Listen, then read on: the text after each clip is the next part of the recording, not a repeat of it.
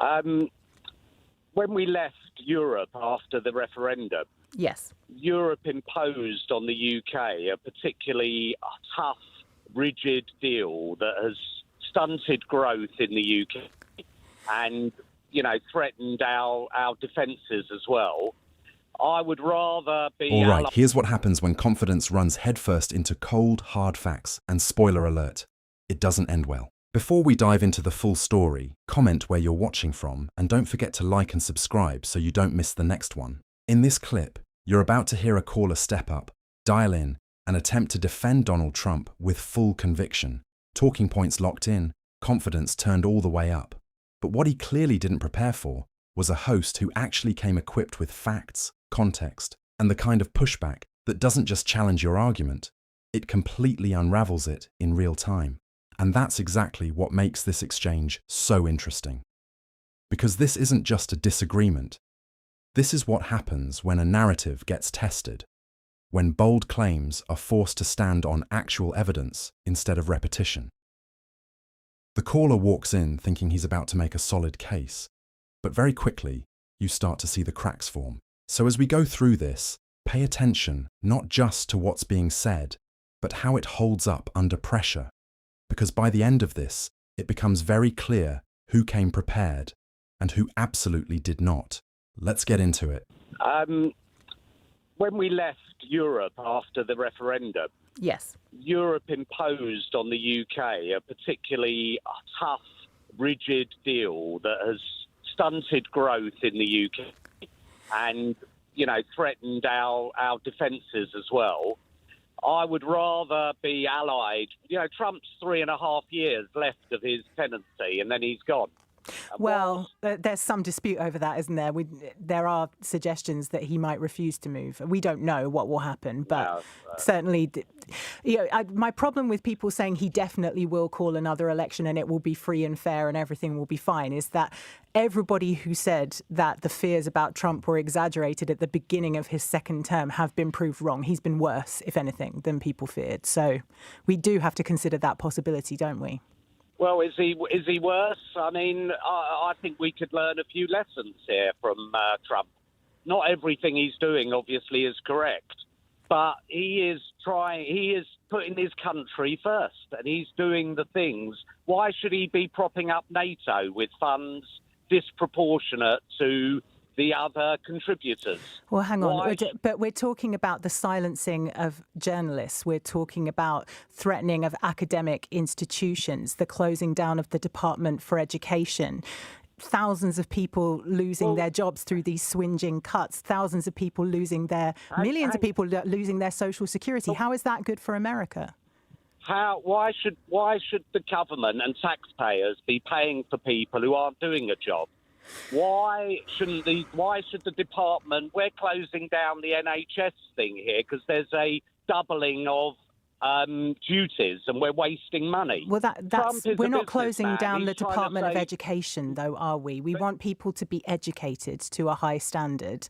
And also welfare payments, so-called welfare payments, are shown to pay dividends in terms of the whole of society. Cutting them saves money in the short term and means that there are more expenses to the exchequer in the long term. Possibly, but what we're doing here is trying to cut out people who are robbing the taxpayer in welfare payments, and Trump is doing the same thing.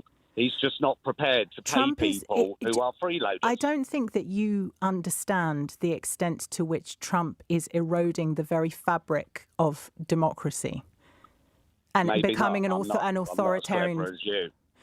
It's not a question of cleverness. It's just a question of looking at what he is doing and saying this is an authoritarian figure. This completely changes the world order.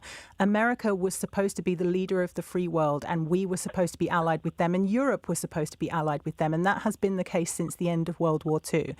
The US administration's behavior has fundamentally messed with the dynamic of that, and we need to do something in response. So what should we do? We ally ourselves with the wannabe dictator?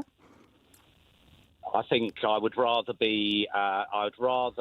hitch my wagon to America in the long term on the basis that Trump isn't going to be there after 3.5 years. than with Europe, who we've been at war with effectively for 500 years in one form or another, and who put us to the sword when we left, even as recently as 2016.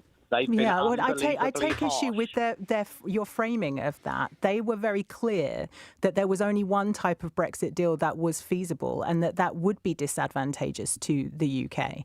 You can't just allow people to leave a union and to have more benefits or equal benefits than they had before they left it. That defeats the purpose of a union. They were very clear on that from day one. It's our politicians that lied to us and said that it wouldn't affect us in the way that it has. Okay, I accept that. I accept that. Nonetheless, Germany, France, Spain, over 400 years, those alliances have shifted tremendously in all different directions.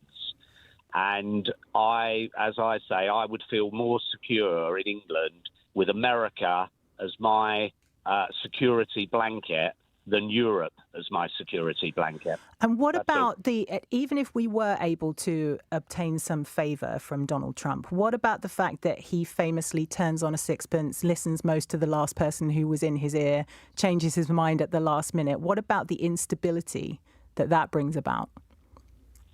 I don't know, but I sense that on some of the this would be a massive issue to America. I don't believe that they would want to be bad friends, call it, with the United Kingdom, given the tie-up in security information, having a solid partner on the European front.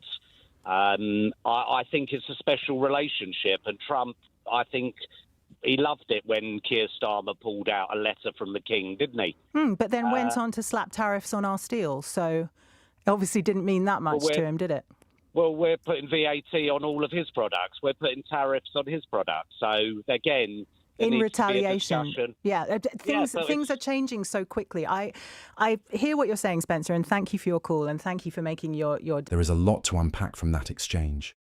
And honestly, that's the entire reason I wanted to break this down, especially for those of you watching outside the UK. Because if you think this kind of blind loyalty is just an American thing, it's not.